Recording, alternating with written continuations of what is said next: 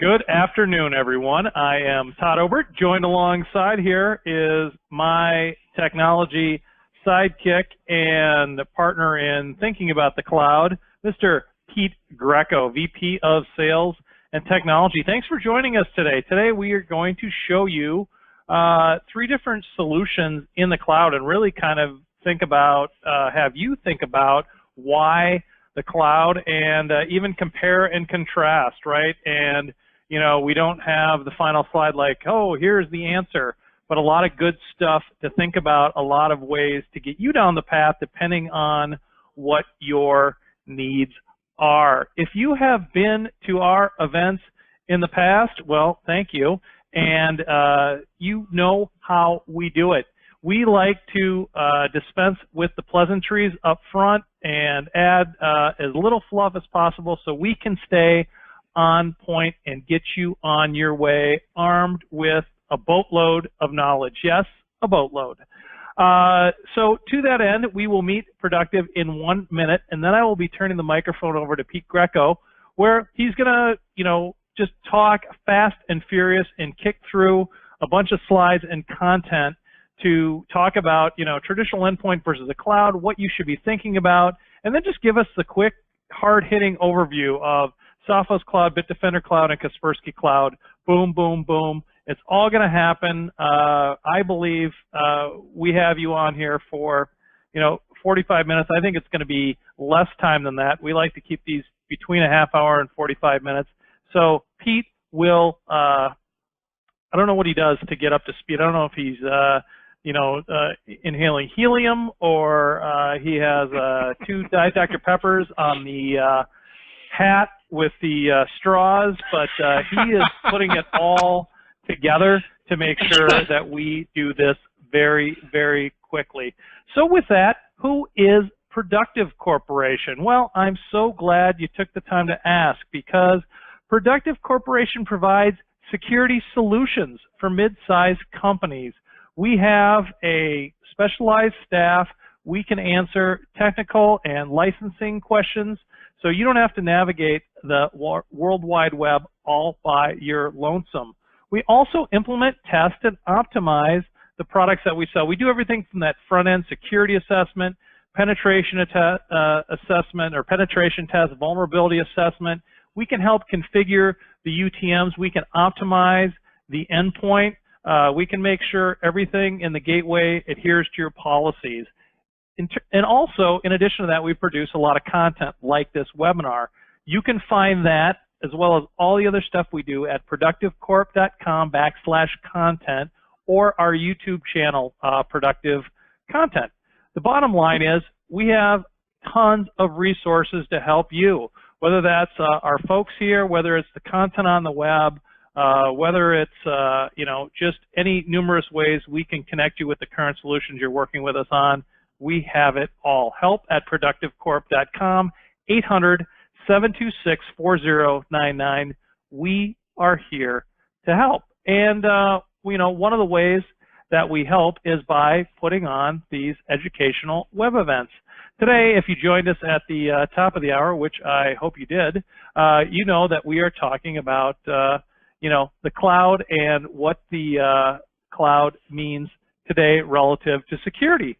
The man who is going to come out of the cloud or down from the clouds, you know, with, I don't know, floating down angelically? Are you kind of a, you know, supervillain? Or I'm not quite sure what angle he's taking, but we will see. That is neither here nor there. Our presenter today, Pete Greco, VP of Sales and Technology. Give him a warm virtual hand, and let's hear what he has to say about the cloud. Pete Greco? Yeah, thanks so much, Todd. I'd say in full disclosure, anybody who knows me knows that if I were coming down from the cloud, I'd probably just be falling like a rock, unfortunately. But we're not going to let you fall like a rock when it comes to your security posture, right? So let's get this bad boy underway. As Todd said, this was scheduled for 45 minutes. We are going to do our best to hit the 30-minute mark, and hopefully we can. Right, so everybody has come to see what we have to say I hope, about these cloud products, or why cloud. So let's just talk a little bit about what's going on. Right, in the traditional environment, we were creating a management console, typically on a Windows machine. Traditionally, that had been on a physical server. If you were really big, that was probably a dedicated machine. If you were a little bit smaller, you were probably putting that on your file server.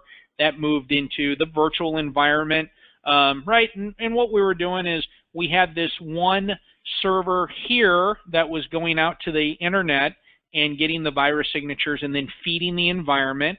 When we had machines that left the environment, they were going out already configured. Once they were gone, they were no longer getting their signatures here. They're getting them straight from the vendor, but they're not getting any policy changes, and we're not able to get any reports or have any settings or update changes. And now we're just really moving that console into the cloud, and we're offloading some of the necessities like updating the server, managing the server, applying new updates as they're coming out from the vendor. This kind of stuff has been moved to the vendor side in that SaaS model, which is saving us a little bit of time, saving us a little bit of resources on managing this, and giving us the same control over the machines off network as we have over the machines in the network. So we're going to talk at a really high level, everybody. And if anybody's interested in driving into all of these solutions, any of these solutions, would love to get on and do a real custom demo for you where we can actually do each product justice and kind of help you understand how this is going to be relevant to your needs and your organization. So what you can expect from all the products that we offer with a cloud offering is a great malware solution. I mean, that's got to be the base level, is that it does a great job at stopping malware. Application control and device control have really become kind of the entry level into what we classify as the tier 1 solutions. And that's kind of how we think about the anti-malware solutions, is there's really kind of tier 1, tier 2, and then free products. And the tier 1 solutions really are complete endpoint solutions that give you more than just the anti-malware. Application control is a big part of that. Being able to lock down and get control over things getting plugged into that machine is a big part of it. And we're really seeing web content filter being a big part of that, especially as so many folks are not behind the gateway.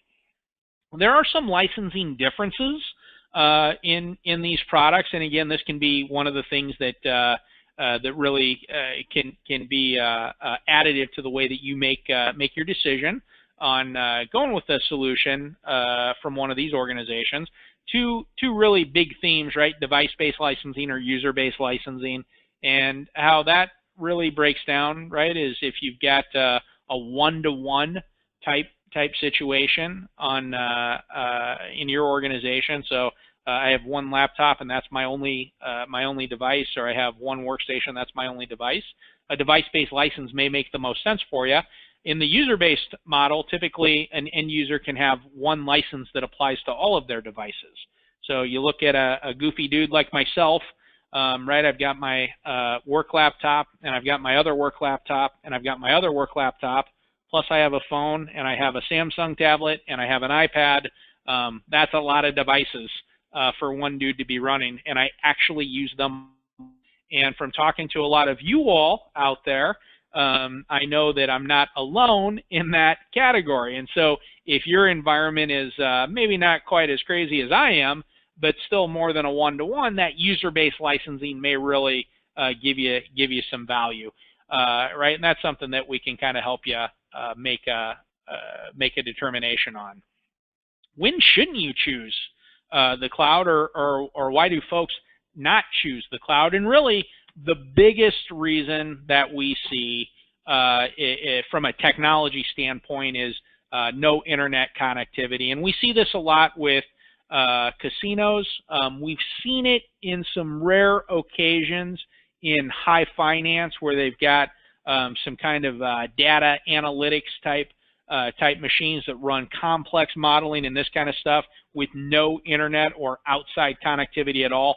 And manufacturing, another big area, and there's probably tons of more cases that I just personally haven't been involved with, where those machines don't have internet connectivity. A lot of times the way any kind of update, whether it's a signature update or a patch or application update, gets over into that internal network is sneaker net, right? Putting it on some kind of USB or burning it into a disk, exactly. And well, this is all the utility NERC FERC guys that they can't have them connected by law to the internet, but yet those systems need to be updated and patched because they run stuff, right? Exactly. And you still want to be protecting them. Part of the reason that they're not connected is because you're trying to increase the level of protection, so you don't want to start by shortchanging applying patches. Because what if something does come over on a USB disk or a burned CD or whatever, someone just gains illegal entry, right? You still want to be doing your best to protect them, right? So those are some areas where cloud product just may simply not give you the value that you're looking for sure, right? So let's back up for a second and talk a little bit at a high level. One of the things that I've really been recognizing over the last couple of years is we have allowed our clients to get us into the wrong kind of conversation. We've allowed our vendors to get us into the wrong kind of conversation about any product really being the end-all, be-all to their security needs. And so the first thing that I definitely want to point out is no matter what you take from this presentation today or what you take from your individual dealings with Productive Corporation, our belief is you need a layered approach to security, right? The threats really are, there's so many of them out there. There's so many things that are going on. Tons and tons of them are viruses still. That's a fact, right? Tons of them, though, are different kinds of intrusions, individual hackers trying to gain access, looking for ways to steal and manipulate data. They're using lots of different angles to get in, and they're really doing some multifaceted attacks where your antivirus might not be a part of the equation to stop that. And I always liken it to somebody kicking in the door at your house. You don't call the police and say you got a virus, right? Lots and lots of intrusions and attacks that do not contain a virus. Plenty of them do, so we're definitely not taking the approach that antivirus is dead. I've heard a lot of folks trying to make that claim. I find that to be a little bit bogus and a little bit foolhardy.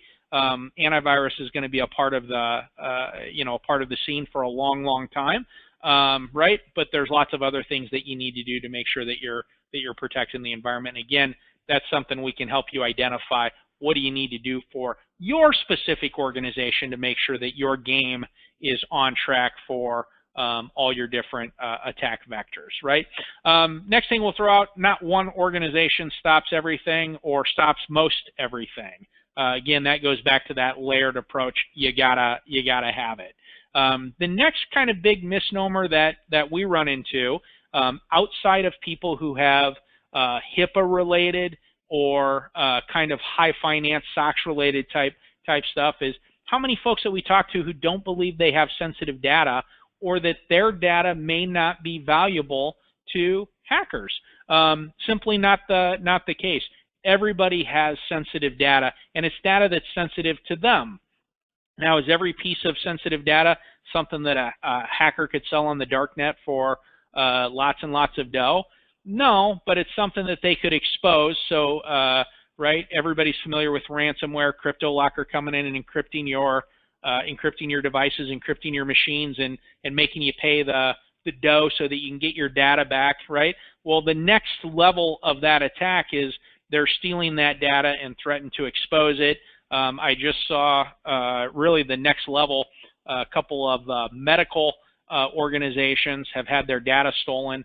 The hackers are wanting them to pay a ransom to get the data back, and they're calling the patients and letting them know that the hospital can prevent their data from getting exposed. You're going to see that impacting more and more kinds of organizations. But it's also plans, designs, price books, proprietary information that you're using to get your organization to the next level. And this might not be information that the IT folks are using. It might be your sales team, it might be your marketing team, it might be your finance team, or a combination of those. They have this data that they do not want their competitors to see, and so that's stuff that we need to be thinking about. It's not just socials, though that's a part of it. It's not just credit cards, though that's a part of it, right? And so we have to really identify for each organization, what is my sensitive data? What is important to me? Where would I be in trouble if this data was stolen or deleted or manipulated? Right, and be thinking along that line. The other thing that we recognize, and I heard someone say this at an event that I was at, right, is who's got too many bodies in their IT department? Who's looking for a show of hands, right? We recognize everybody is completely overwhelmed and understaffed, and we truly really don't have any clients where they're like, man, we just got so much time for working on projects. It's crazy, right? And so we're recognizing that, and that's where what we're really trying to help our clients understand is we know you can't boil the ocean. We get that. We want to help you devise a long-term plan for being secure. Let's don't bite off all this stuff this month, next month, and the month after. How do we really figure out what's a 3-year plan? What's the most important thing for today? What can be the most important thing to do next? What's the most important thing for 2 years down the road? And let's work at getting that entire environment up to an acceptable level that's going to keep you as safe as you can be, make it easy for you to stay on top of, which is as important as getting that technology procured initially, and do it in a way where you can bite off the work and bite off the budget, right? So we get that. And then the final point that really is one of the reasons why these cloud solutions are really becoming so prevalent, right, is people are working wherever and whenever they want, right, and they're taking advantage of the cloud.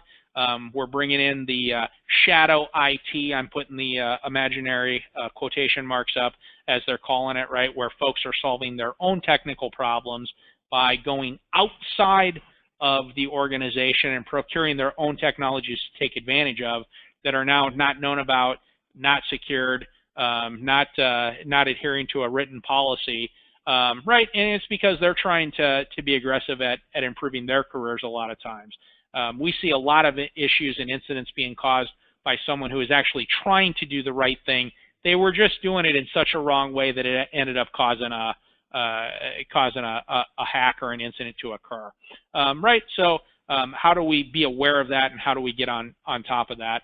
And a solution that follows them into the field is a great way to start. Not the final thing to do, but it's a great way to start. So let's keep this show rolling, right? Some of the other benefits of going to a cloud solution, we already talked about this a little bit. No server to build, to take care of, to keep patching, to make sure it's up to date, so on and so forth. My favorite benefit of taking advantage of the cloud is really the instant feedback on the environment. So if we've got somebody in the field and they're getting a hack or they're getting a threat, I'm seeing that in my report. I'm not waiting for 3 days for them to come back or for them to VPN in or whatever it might be. I'm seeing that in real time, and then I can take action in real time. I find that to be really additive. The other thing that we're really trying to do is we want to keep those laptops locked down. We don't want data getting spilled out on a USB device. I also don't want somebody finding a USB device and plugging it in to see what's on it. So we want to keep control of that. But from time to time, I get the phone call of, hey, we gotta look at this file. He can only give it to me on a USB, right? We're at a client site. For some reason, we can't get on the guest network to get on their network. We don't have a hotspot. We can't get this file transferred over any other way than on a disk. We might want to open something up for a couple of minutes to allow that file to happen or for the day, or we want to whitelist something or whatever. I want to be able to do that in real time and let that sales rep or let that tech guy get what it is that he needs while he's doing it, right? We don't want to come back and do this. We want to do it while we're there. Gives me the capability to do that. And I really like that, right? And being able to see the reporting. Some of the big headaches that our clients are running into, right, is being able to justify moving to a cloud solution. It's not that they can't switch solutions, but they're having a hard time getting buy-in on going to the cloud. And sometimes it's they themselves don't trust the cloud, right? And so I put this bullet here as can't climb the emotional mountain, right? It's, they don't trust the cloud. And I'm hearing that less and less with Endpoint, and going with the cloud endpoint solution doesn't mean, oh, we did this and now, boy, I just put everything up in the cloud, right? There's still some data that we like to keep locally and have no intention of moving to the cloud, and that could be because of the nature of what the data is, or it could be the size of the data. Yeah. So I mean, right? You've been getting, or everybody has been getting virus definitions from, servers from our vendors for what, a decade, right? And then you used to just be your distribution plan, right? So essentially you were getting the main bulk of it from, you were getting the main bulk of it from the cloud anyway, right? Mm-hmm. I mean, And before centrally managed solutions were even available, right? Which was kind of the tail end of when I was getting started at Productive here in 2001, right? That people were only getting updates through the internet. There wasn't a centralized management capability for which to disperse these. So for sure, that's happening, right? We still do see at some organizations management, and I'm really talking about non-technical or non-information technology management, simply not understanding what the cloud is, or what the cloud really means, or that it doesn't all mean the same thing, right? Moving your endpoint security management console to the cloud is not putting all of your data in the cloud. What does it really mean? And a lot of folks are having a hard time kind of just overcoming that hurdle, or as I put on the bullet, climbing the emotional mountain. And kind of the third thing that we hear quite a bit, right, which kind of is related to just maybe a lack of understanding, is fear of data loss or breach from a cloud provider. And depending on the solution, I'm not going to say that there isn't a solution that can't cause this to happen. The ability to be hacked through the cloud endpoints, we just don't see the possibility, or that it's going to give you more access or more connectivity into an endpoint trying to go through Sophos or go through Bitdefender than what you'd get through any other kind of port hack. Right now, what we have seen some providers try and pull off, and this is not something that we're a believer in, is they're creating a cloud solution by taking an on-prem solution and provisioning an Amazon server, which does cause them now to open up a bunch of ports and poke a bunch of holes into the programs in order to get that on-prem type communication through the internet. That is creating some security holes, and depending on the application, and we're seeing this not just with security applications, but with all kinds of applications, you're really poking a bunch of holes in your security to make that work and make that happen. And so that's something that we're definitely advising against.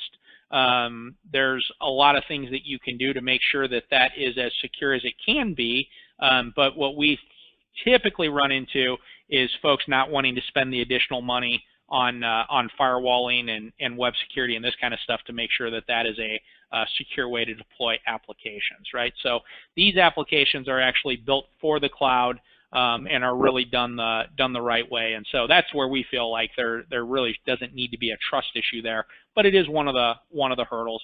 Non-internet connected devices, we already talked about that, and this is something that we're not seeing.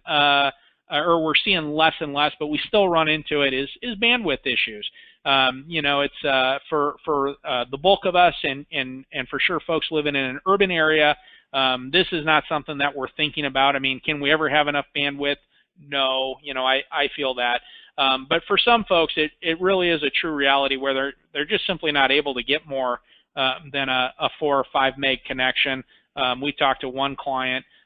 They were saying that to go to a 25 meg connection was going to cost them about $1,500 a month.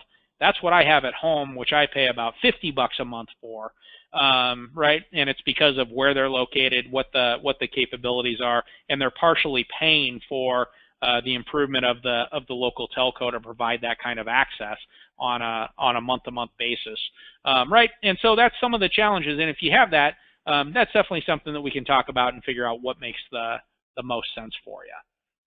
Some of the big things that admins like about the cloud solutions is managing from anywhere, and that's for sure the thing that I really dig about it is I can pull up my console from wherever I'm at without having to do a VPN and see what's going on, or address an alert, or whitelist something, or open something up, or do whatever it is that I need to do.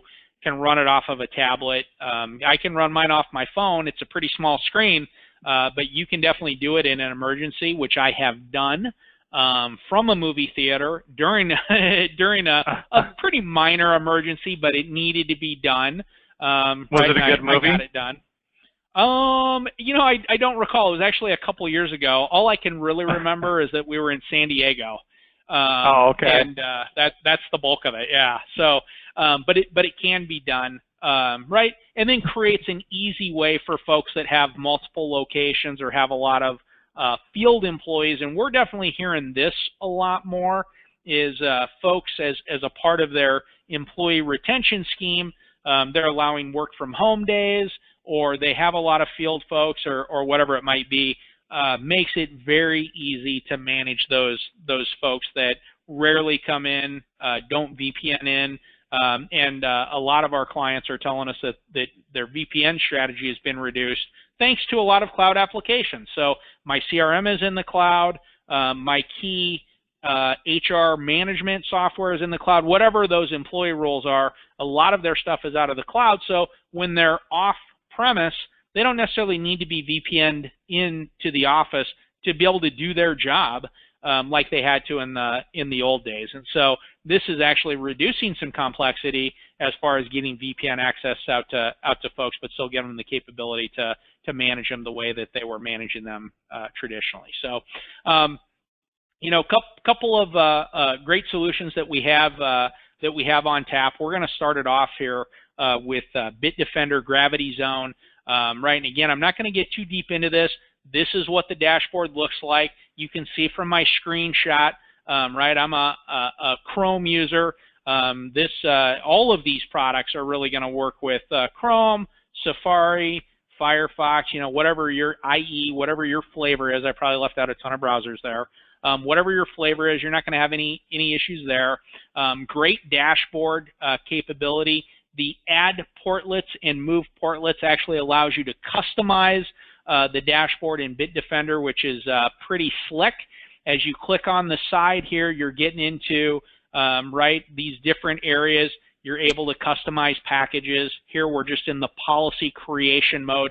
You can see it just drops me out a little sub-configuration panel. Now I can start getting into my anti-malware, my firewall, my content control. This would be your web content filter area, right? Device control. Let's shut down that ability to use Bluetooth or infrared.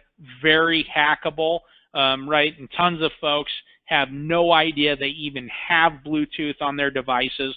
Windows 10 makes it so easy to turn that on without really knowing what you're doing or getting anything connected to that. Gives you a wide open spot. So that's something that we might want to block. Mentioned, or maybe I didn't mention, the Gravity Zone product actually gives you the capability to kind of do a hybrid deployment where you're kind of managing it like you managed on-prem. You can create a relay server for those on-prem machines where the signatures are getting downloaded to that one server, which is what's recommended. Could be a little more powerful workstation as long as it's an always-on machine. And now we can push that stuff out from a central location while still managing the cloud machines from the cloud, right? So some of the things unique to the Bitdefender Gravity Zone, which we were just talking about, kind of an on-prem slash cloud model, pretty unique to those guys and pretty slick for the folks that really need it. This is a great thing to take a look at. The ability to push from that relay server, so you can actually deploy like an on-prem solution can on your on-network devices. Integrated exchange-specific protection. So really getting in and protecting inside of that email store managed from the cloud solution, a great feature. Location-based policies. And what this means is I can actually change the policy depending on where that machine is at. So on network or off network, that could include they're at my other office, I'm going to give them a different policy for whatever reason I might have. I wouldn't do it that way, but when I'm talking to all you folks, my job isn't to tell you how I'm going to do it. My job is to find out how do you need to do it and do it that way, and they give you that kind of neat capability. You can also customize how you're deploying the agent as far as what features do you want to push out.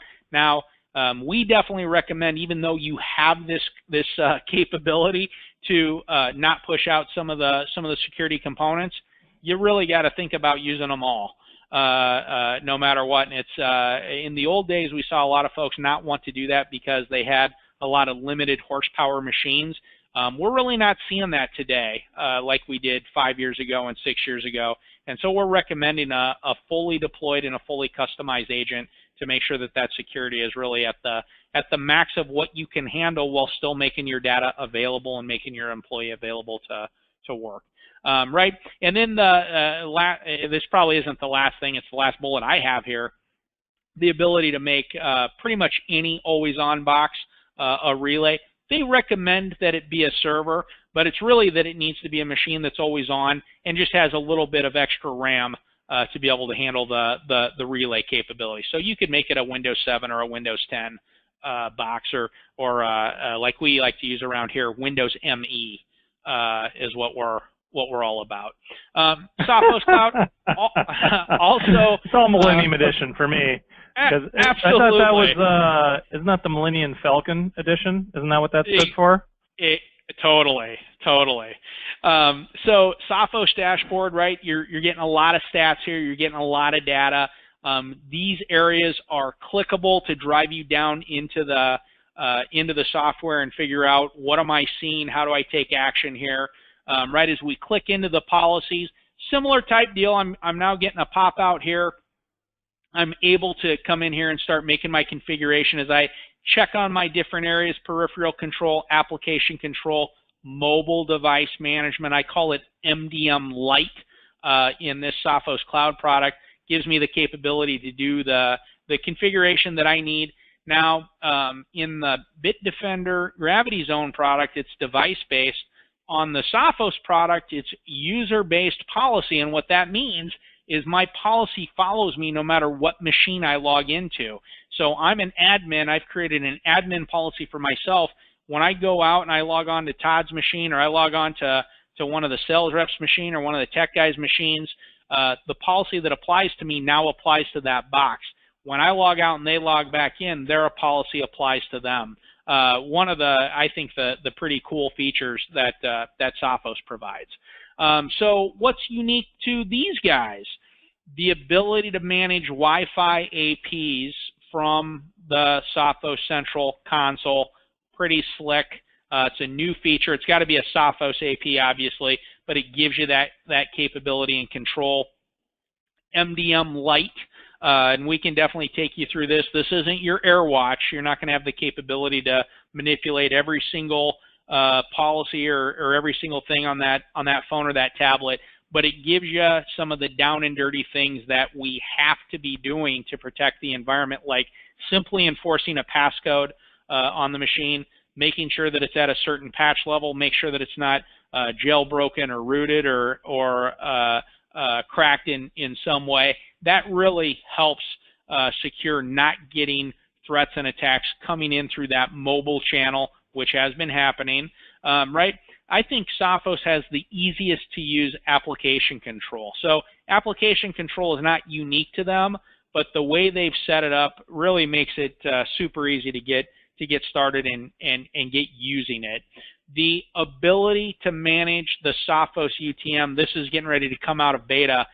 So if you're also a UTM customer, you're going to be able to manage your firewall, unified threat management, as well as your endpoint and your Wi-Fi APs from this one Sophos central console.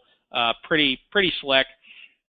The current XG, Sophos UTM XG product that's going to be managed here, when you use that in conjunction with the cloud, you can also manage of what they call the heartbeat technology. This gives the capability of that UTM and that endpoint to talk. So if the UTM identifies something originating from an endpoint, it can let it know this application is generating malware, and the endpoint can kill it. Pretty slick, and the user-based licensing. Kaspersky Endpoint Cloud. Now this product is still in beta, but we're loving what we're seeing so far. Right? So again, you're at a more text-based console. We're expecting that there's probably some graphics coming in. This is in beta still. I like these tabs up the top where I can click through them and see some information about what's going on. As I get into the security profiles, they call it, that's really the policy settings, all the same stuff that I'm used to seeing in my Kaspersky Select on-premise product, so we're liking that. I think it's actually a little bit easier to look at and a little bit easier to configure the same type of stuff in this cloud product, so I think a lot of customers are going to like that when this product is released in September is the future release date here. Some of the things unique to Kaspersky, their System Watcher and Network Attack Blocker, which is in their on-premise product, also in this cloud product. And the System Watcher is really their claim to fame for being a cryptoware killer, and some great video on there to check out. More features to come in the Kaspersky product as it goes GA. And again, would love to talk to everybody about that. So what's slowing you down from trying one of these things? Nothing, really. That's the next thing that I've really loved about the cloud solutions coming out. One of the big headaches for our client base is, right, they need to see demos on these things. We make that easy for them. And the next thing they really need to do is they got to try them. You got to see how these work in your environment. Right, and one of the challenges there is I got to have some test boxes to be able to create a management console and get things rolling. So one of the areas where this has really made it easy is no server to spin up. Right, you can throw this on some machines in your home environment to simulate how this is going to work with your on-prem users, and that's how we really got started a couple years ago when the Sophos Cloud product was in beta. We didn't have any extra machines to test it out on. I threw it on some of my home boxes, and we were able to see, oh man, I'm really managing these, and these haven't even been joined to the domain, right? So loving that. And then you can have fun controlling the internet for your spouse and kids. I really got my family on a total lockdown, and I tell you, they've never been happier. So that's what everybody, yeah, I took you for almost the full 45 minutes. There's so much stuff that I didn't tell you. Would love the chance to engage with everybody on the call in a one-on-one session and answer all your questions and help you identify if one of these solutions makes sense for you. Yep. Hey, Pete. Yeah. So does do all these solutions you show, do they all interface with the on-prem central management console? Or are they separate, or what's the, yep. Give me the 30-second on that. All of them are separate, so no relation at all. So if you're a Sophos on-prem user and you're going to Sophos Cloud, there's a migration tool that can help you move policies and users from the on-prem product into the cloud product, but they don't talk or work together in any way. The agents are still rip and replace. So you've been a Bitdefender client, you're going to Bitdefender Cloud, you're replacing that agent. Same with Sophos, same with Kaspersky. Okay, interesting. All right. Well, good to know. Well, hey, Pete, thank you so much. As always, a very informative presentation. And to all those who attended today, hey, thanks so much. We know that your time is valuable. You spent 41 minutes with us today, maybe 42, and we really appreciate that. So thank you very much. Let us know what you liked, what else you need. Our account execs will be following up to see how they can get you more info and help you out. In the meantime, I am Todd Obert along with Pete Greco, signing off, wishing you a fantastic balance of your day and week, and we'll talk soon. Thanks, everybody.